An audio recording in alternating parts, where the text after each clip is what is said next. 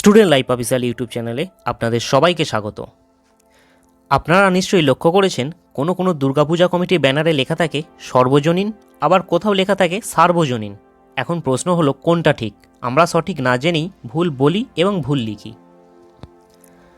সর্বজনীন কোনো কিছু যদি সকলের জন্য মঙ্গলময় হয় বা সর্বসাধারণের জন্য অনুষ্ঠিত কোনো অনুষ্ঠানকে বলা হয় সর্বজনীন।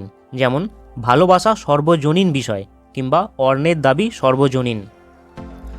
সার্বজনীন সকলের মধ্যে বড় বা প্রবীণ কথাটির অর্থে ব্যবহার করা হয় সার্বজনীন। উদাহরণ হিসেবে বলা যায় মহাত্মা গান্ধী ছিলেন সার্বজনীন নেতা। তাহলে কোনটা ঠিক, সার্বজনীন না সর্বজনীন? সার্বজনীন লেখা ঠিক নয়, তাই লিখতে হবে সর্বজনীন। দয়াহসৌ গয়রে পাকা দুর্গা নাকি দয়ে দীর্ঘ গয়রে পাকা দুর্গা, সঠিক বানান কোনটি? দয়াহসৌ গয়রে পাকা দুর্গা শব্দের অর্থ হলো যিনি দুর্গতি থেকে রক্ষা করেন, সুতরাং সঠিক বানান হলো দয়াহসৌ গয়রে পাকা। পয়াহসৌ বর্গীজয়াকা পূজা নাকি পয়ে দীর্ঘ বর্গীজয়াকা পূজা, কোনটি ঠিক? পূজা বানানে কখনোই হস্যৌকার হবে না, অর্থাৎ সঠিক বানান হলো পয়ে দীর্ঘ বর্গীজয়াকা পূজা। আমন্ত্রণ ভার্সেস নিমন্ত্রণ। আমন্ত্রণ আসিবার জন্য অনুরোধ বা স্বাগত সম্ভাষণ।